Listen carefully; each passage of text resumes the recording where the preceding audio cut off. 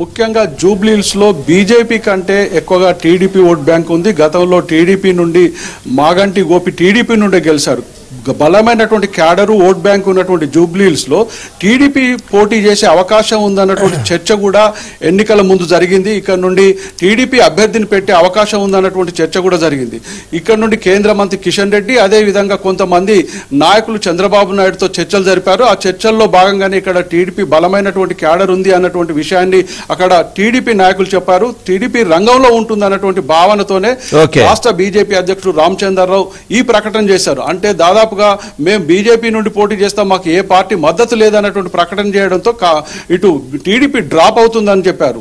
అయితే చివరి నిమిషంలో బీజేపీ కేవలం అంటే తమ తొందరపాటు నిర్ణయాలతో పాటు ఇటు ఎలాంటి సమన్వయం చేయకుండా టీడీపీని కానీ జనసేనను సంప్రదించకుండానే తాము ఒక పార్టీ ముందుకెళ్తుందన్నటువంటి విషయాన్ని చెప్పడంతోనే ఇటు టీఆర్ఎస్ బీజేపీ వీళ్ళన్ని పార్టీల మద్దతు తమకు ఉంటుందన్నటువంటి ఆలోచనతోనే ఒక బలమైనటువంటి నిర్ణయం తీసుకున్నారు. ఇందులో భాగంగానే ఇప్పటి వరకు ఇటు బీజేపీకి ఇటు టీడీపీ కానీ జనసేన కానీ మద్దతు ప్రకటించలేదు.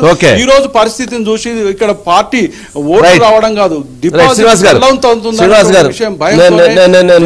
అదేవిధంగా టీడీపీ మద్దతు కోరినట్టు తెలుస్తా ఉంది. రైట్ శ్రీనివాస్ గారు, నేను మరలా మిమ్మల్ని లైన్ లో తీసుకుంటాను. ఇక కాంగ్రెస్ పార్టీ నుంచి శ్రీనివాస్ని తీసుకునే ముందు రహమత్ నగర్ నుంచి ముఖ్యమంత్రి గారు రేవంత్ రెడ్డి గారు ప్రచారంలో మాట్లాడుతున్నారు. ముఖ్యమంత్రి రేవంత్ రెడ్డి గారు ఏం మాట్లాడుతున్నారు ఒకసారి లైవ్ ద్వారా చూద్దాం. మహిళలకు జరిగిన అన్యాయం గురించి మాట్లాడాల్సి వస్తే మంత్రివర్గంలో ఒక మహిళకు 5 ఏళ్లు మంత్రి పదవి ఇయ్యలే కేటీఆర్. దానికి సీపూర్ దెబ్బలు కొట్టాలనా లేదా మా అక్కలు ఆలోచన చేయరు. మా అక్కలు శాతగానోళ్ళ ఇండ్లు నడపలేరా, కంపెనీలు నడపలేరా, విమానాలు నడపలేరా, బస్సులు నడపలేరా, ఈ ప్రపంచాన్ని ముందుకు పరిగెత్తిస్తలేరా? ఇవాళ ప్రపంచాన్ని నడిపించే శక్తి కాంగ్రెస్ పార్టీని ఇందిరాగాంధీ నడిపించింది. కాంగ్రెస్ పార్టీని 25 ఏళ్లు సోనియా గాంధీ నడిపించింది.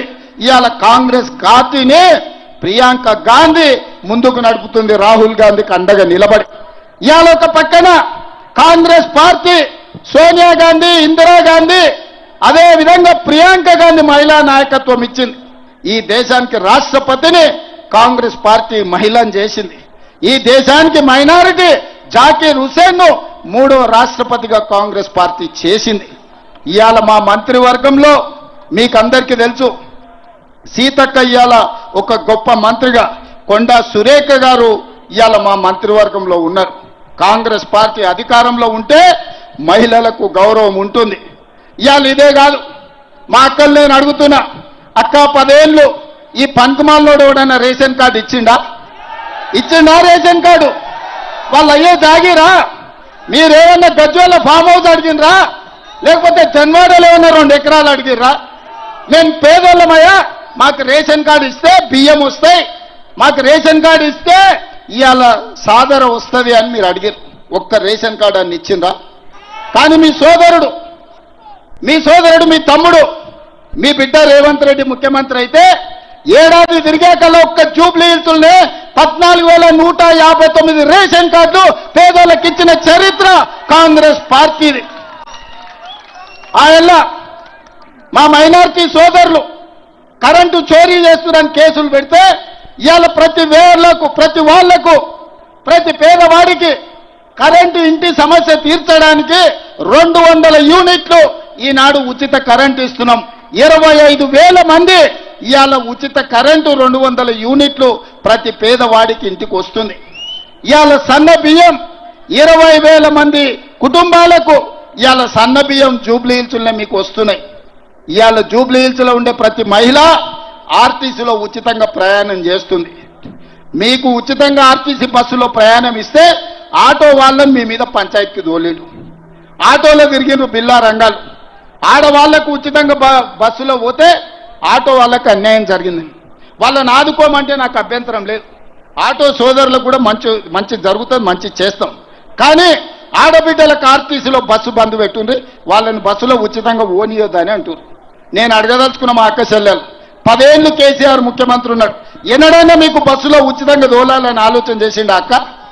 ఎన్నడైనా చేసిరా? ఇవాళ ఎవరైనా 1 రూపాయి అడుగుతుర్రా మిమ్మల్ని? అమ్మగారింటికి పోవాలన్నా బాజాబ్తో పోతున్నారు కదా, అమ్మవారిని దర్శించుకోవాలన్నా అల్కకు పోయి అల్కకు వస్తున్నారు కదా, బల్కంపేట ఎల్లమ్మకు పోవాలన్నా, భద్రాచలం రాముల వారిని దర్శించుకోవాలన్నా, యాదగిరిగుట్ట లక్ష్మీ నరసింహస్వామి దగ్గరకు పోవాలన్నా చిల్లి గవ్వ ఖర్చు లేకుండా పోయేస్తురా లేదా అక్క? దసరా పండుగకు దీపావళి పండుగకు అందరూ అమ్మగారింటికి పోయేస్తున్నారు కదా, మరి ఆ దరిద్రులకు కడుపు నొప్పి ఏందక్క? ఏంది వాళ్ళ బాధ, వాళ్ళ దుఃఖం ఏంది? మా ఆడబిడ్డలు సంతోషంగా ఉంటే చూసి ఓడవలేదా?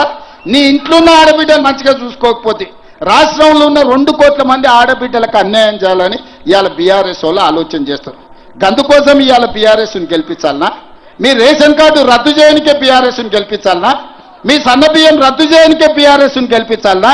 మీ ఇంటికి ఉచిత కరెంటు రద్దు చేయనికే బీఆర్ఎస్ని గెలిపించాలనా? ఆడబిడ్డలకు బస్సు ప్రయాణం ఉచితంగా రద్దు చేయడానికి బీఆర్ఎస్ని గెలిపించాలనా? రేపటి తర్వాత మా మిత్రుడు శ్రీనివాసరెడ్డి గారు ఇక్కడ ఉన్నారు. జిల్లాలలో మొత్తం 100 నియోజకవర్గాలలో నియోజకవర్గానికి 3500 ఇందిరమ్మ ఇండ్లు పంచిచ్చి పైసలు పంచండి. ఇవాళ నేను శ్రీనివాసరెడ్డి గారికి ఆదేశాలు ఇస్తున్న వేదిక మీద నుంచి ఈ జూబ్లీ హిల్స్ నియోజకవర్గంలో ఎన్నికల తర్వాత ఇందిరమ్మ ఇండ్లు 4000 ఇండ్లు ఇప్పించే బాధ్యత నాది. 4000 ఇండ్లు బస్తీలలో ఉన్న పేదవాళ్లకు, ముఖ్యంగా జిల్లాల నుంచి వలస వచ్చి సంపాదించిందంతా ఇంటి కిరాయికే కట్టుకుంటున్న మా పేదోళ్లకు నవీన్ యాదవ్ ఎమ్మెల్యేగా గెలిచి మంత్రి గారిని తీసుకొచ్చి మీ బస్తీలో 4000 ఇండ్లు ఇప్పించే బాధ్యత నాది. ఇది నా మాట, మీరు గెలిపించుకోండి. ఇవాళ నేను ఒక్క మాట అడగదలుచుకున్నా, మీరు ఆలోచన చేయండి. 3 సార్లు బీజేపీకి ఇచ్చారు. ఇది మొత్తానికి ముఖ్యమంత్రి రేవంత్ రెడ్డి గారు రహమత్ నగర్లో మాట్లాడుతున్నారు. తన సొంత చెల్లికే న్యాయం చేయలేదు, ఇక జూబ్లీ హిల్స్లో ఉన్నటువంటి అమ్మలక్కలకి ఏమి న్యాయం చేస్తారు అని ప్రశ్నిస్తున్నారు. ఇక అదేవిధంగా 4000 ఇళ్ళు కట్టించి తీరుతాము, మీరు నవీన్ యాదవ్ని గెలిపిస్తే, ఇక్కడే ఉన్నారు పొంగులేటి శ్రీనివాసరెడ్డి, 4000 ఇళ్ళు కట్టిస్తాము అని కూడా అక్కడ వాళ్ళకి ప్రామిస్ చేస్తున్నారు. ఇక ముఖ్యమంత్రి మామూలుగా రేవంత్ రెడ్డి గారు మాట్లాడితే ఎలా సెటైరికల్గా ఉంటుంది, ఎలా బాణాలు దిగుతాయి, ఎలా గుండు సూదులు దిగుతాయి అనేటువంటిది, ఎలా ఇంజెక్షన్ దిగుద్ది అనే దానికి ఆయన స్పీచ్ ఒక నిదర్శనం.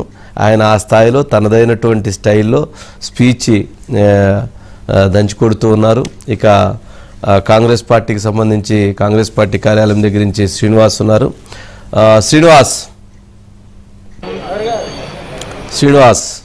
Sir, yeah, good evening. ఏంటి మొత్తానికి ముఖ్యమంత్రి గారు ఇప్పుడే మాట్లాడుతున్నారు, 30,000 మెజారిటీతో గెలుస్తాము అని చెప్పని, కాంగ్రెస్ పార్టీ గెలుస్తుంది, కాంగ్రెస్ అభ్యర్థి గెలుస్తారని చెప్తున్నారు. ఏంటి కాంగ్రెస్ చెప్పేటువంటి కాన్ఫిడెన్స్ ఏంటి? ఇటువైపు బీఆర్ఎస్ పార్టీ ఎవరైతే కేటీఆర్ స్వయంగా వీడియోస్ ప్లే చేస్తున్నాడు, హైడ్రా కొంప ముంచిద్ది, మీ ఇళ్ళు కూలగొట్టేస్తుంది, మీ ఇళ్ళు ఎత్తేస్తారు, మిమ్మల్ని ఖాళీ చేస్తారు, మిమ్మల్ని తరివేస్తారని చెప్పని కేటీఆర్ ఒకవైపు మాట్లాడుతున్నారు. ఇప్పుడే ముఖ్యమంత్రి గారు 4000 ఇళ్ళు కట్టిస్తాము, జూబ్లీ హిల్స్లో ఉన్నటువంటి పేదల మొత్తానికి ఇల్లు కట్టించే బాధ్యత మాది అంటున్నారు. ఏంటి ఈ డైమెన్షన్స్లో ఏంటి కాంగ్రెస్ పార్టీకి సంబంధించిన వాదన ఏంది, వాళ్ళ అభిప్రాయాలు ఏంటి? సార్, ఒక సామెత ఉంది సార్, ఇల్లు ఎలకకు ముందే పండగ అన్నట్టు. ఇప్పుడు ప్రస్తుతం కాంగ్రెస్ పరిస్థితి అట్టుంది సార్. ఎందుకంటే ఇక్కడ హామీలు ఏ పార్టీకి ఆ పార్టీలు ధీమాగా ఉన్నాయి. కాంగ్రెస్ అధికారంలో ఉంది, కానీ ప్రచారంలో మాత్రం కొంచెం వెనుకబడింది అనేది మాత్రం వాస్తవ పరిస్థితులు నియోజకవర్గంలో కనిపిస్తున్నాయి సార్. ఎందుకంటే ఇప్పటికే మంత్రులతో కూడా కమిటీ వేశారంటే ఒక 7 డివిజన్లు, మొత్తం జూబ్లీ హిల్స్లో 7 డివిజన్లు ఉంటాయి. డివిజన్కి ఒక మంత్రితో ఇన్ఛార్జి, అదేవిధంగా ఎంపీలు ఎమ్మెల్యేలతో కూడా ఒక కమిటీలు వేశారు. అదేవిధంగా కోఆర్డినేషన్ కమిటీ, ఏఐసిసి పరిశీలకులు, అదేవిధంగా ఇటు మొత్తం మహిళా కోఆర్డినేషన్ కమిటీ అని, అదేవిధంగా ఎన్నికల కమిటీ అని, ఇవన్నీ రకరకాల కమిటీలు వేశారు. కానీ గ్రౌండ్ స్థాయికి వచ్చేసరికి ఈ కమిటీల పనితీరు అనేది అక్కడ పెద్ద కనిపించట్లేదు సార్. ఈ నేపథ్యంలో కూడా ముందుగానే ధీమాగా మేము గెలిచిపోయినామనే ఒక భావనలో కూడా కాంగ్రెస్ నేతలు చెప్పుకుంటున్నారు. కానీ గ్రౌండ్ లెవెల్లో మాత్రం ప్రచారం, ఇటు మంత్రులు కూడా ప్రచారం చేయట్లేదు, అదేవిధంగా ఎమ్మెల్యేలు ఎవరు ప్రచారం చేయట్లేదు, అదేవిధంగా 18 మంది కార్పొరేషన్ చైర్మన్లు కూడా ప్రచారం అయితే చేస్తున్నట్టు పెద్ద కనిపించట్లేదు సార్. కానీ ఫోటోలకు, అదేవిధంగా ఇటు మీడియాకు ఏదైతే మీడియా ఎదుట కనిపించడానికి పోటాపోటీగా ఉన్న పరిస్థితి కనిపిస్తుంది. కానీ ప్రచారంలో సార్ మనతో పాటు ఇక కాంగ్రెస్ లీడర్లు కూడా కొంతమంది ఉన్నారు సార్, వాళ్ళతో మాట్లాడించే ప్రయత్నం చేద్దాం. చెప్పండి, ఏంటి మీ ప్రచారం సాపి